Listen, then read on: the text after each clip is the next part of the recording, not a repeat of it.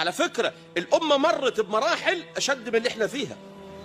يعني القرامطة أوقف الطواف بالكعبة أكثر من 10 سنوات، وهدموا بئر زمزم هدموه، وأخذوا الحجر الأسود عندهم 30 سنة. الكعبة ما فيهاش حجر أسود.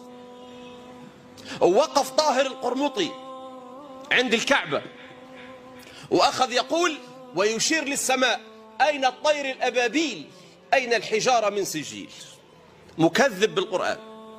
وأخذ يشير للسماء يقول لربه عياذا بالله، يقول: أنت وأنا تخلق الخلق وأنا أبيد. أين ذهبت القرامطة؟ إلى مزبلة التاريخ، وبقيت الأمة شامخة صامدة. التتار اجتاحوا العالم الإسلامي. هم التتار دولت مغول، أتوا من تلك الديار، اجتاحوا بغداد في الوقت ده كانت ايه؟ كانت عاصمة العالم الإسلامي، حاضرة العالم الإسلامي. الخلافة كانت في بغداد.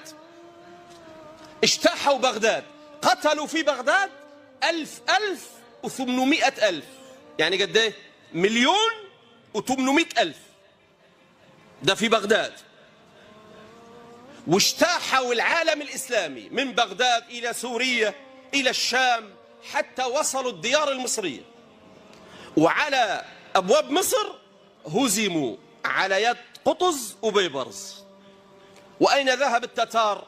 إلى مزبلة التاريخ، وبقيت أمة الإسلام صامدة. حتى أن الإنسان اللي كان بيكتب التاريخ لما شاف واقع الأمة أيام بغداد وأيام التتار قعد يقول ايه؟